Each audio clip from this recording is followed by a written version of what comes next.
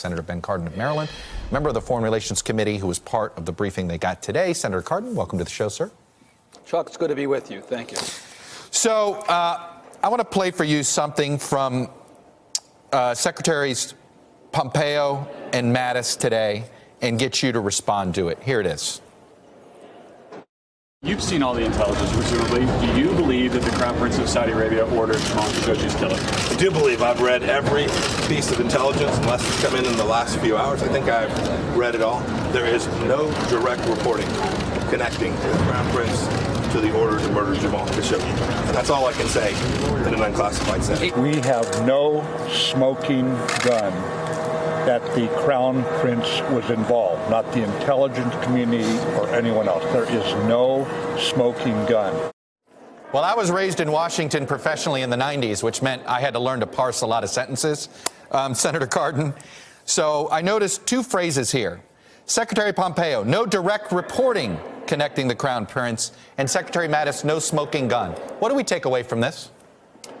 Well, they're very careful with the use of their words. There is no question in my mind that no operation like this would take place under the direction of the Kingdom of Saudi Arabia without the Crown Prince knowing about it and being involved in it. And I think that's a pretty clear understanding. This is not a democratic country. The group that carried out this mission are under direct supervision of the Crown Prince. It's hard to believe that this could occur without him being involved.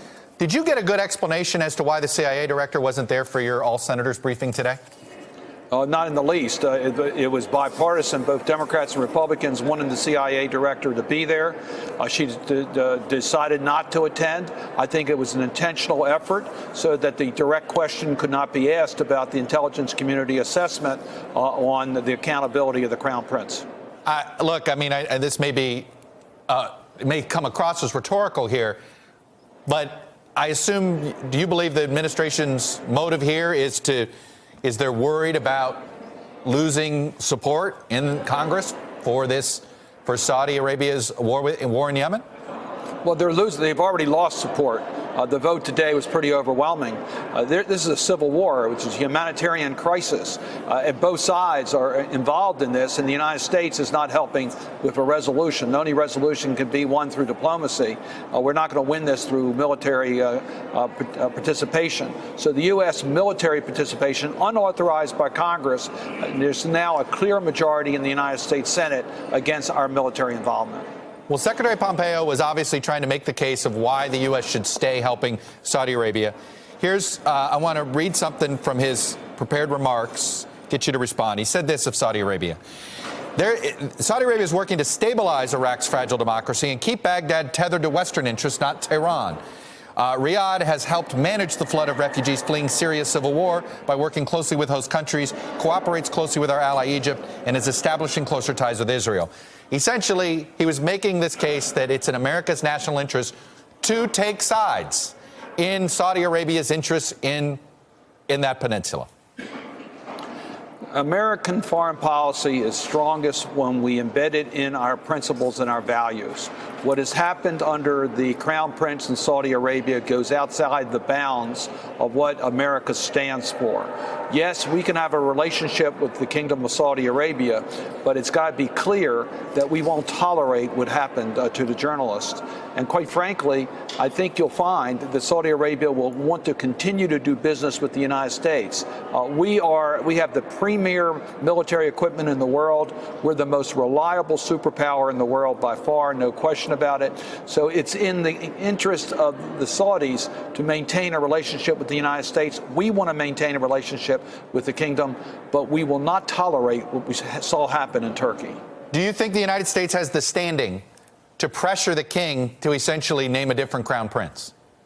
I think that the United States has the standing to be influential to make it clear that what happened under the Crown Prince's leadership is unacceptable. It's not just one isolated example. We've seen in the last 2 years a growing taking of power by the Crown Prince. The kidnapping, The kidnapping of the Lebanese prime minister to me is the most egregious before the killing. No question. Here's a prime minister of an independent country being kidnapped under the direction of the crown prince. Of course, we've also seen how he's handled members of the royal family during the transition of power. So there's no question that the crown prince is exercising ruthless leadership, and the United States must make it clear that that's unacceptable.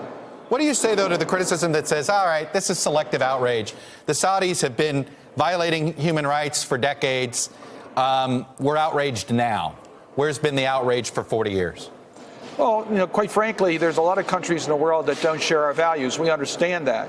But our foreign policy needs to be wrapped in advancing our principles. And quite frankly, in our relationship with the Kingdom of Saudi Arabia, there have been times that we've been able to make advancements on human rights issues. But quite frankly, what we've seen of late, the kingdom's moving in the wrong direction, and we have to send a clear message to the leadership of Saudi Arabia that's unacceptable for having a strong relationship with the United States. Well, the president's going to likely veto this, what you guys do with Yemen. What do you do then? Well, we understand that. We understand that the likelihood of getting this enacted is remote, but we think it's important that Congress use the tools we have available to make it clear that the current relationship needs to change. There are bills, there are actions we can take that can affect that relationship. We're always stronger when we work with the administration. We hope the administration understands that the relationship with the kingdom needs to change, and he should be working with Congress to bring about those changes so that we're all on the same page. Senator Cardin, is there any chance we will see an MBS, a bill that specifically sanctions the Crown Prince by name? As you know, we've already asked for that investigation under the Magnitsky statute, the specific Crown Prince to be investigated. So it's now up to the administration to make that investigation and determine whether there's accountability and whether that sanction should be applied. So yes, I think that is a possibility. But they're not going to do that investigation, are they? Without you forcing it? I think they have to do the investigation. Whether they take action or not, we'll wait and see. We're not the executive branch. We're the legislative branch. So there's a limit as to what we can do. But clearly, we believe that anyone accountable for this tragedy needs to be held accountable, even if it's a crown prince. All right. Senator Ben Cardin, Democrat from Maryland, has been ranking on the Foreign Relations Committee for some time. I know that's about to change again, but I appreciate you coming on, sir. Sharing your views. Hello, YouTubers. If you're watching this, it means you've checked out our channel, so thank you. Now do me a favor, subscribe by clicking on that button down there. Click on any of the videos to watch the latest interviews and highlights from MTP Daily and MSNBC. You can get more Beat the Press content every morning in the First Read newsletter. If you're tired of content that you don't know anything about where it came from, you don't have to have that problem with us. NBC News, MSNBC, MTP, and the Meet the Press mindset right here for you on YouTube. Subscribe now.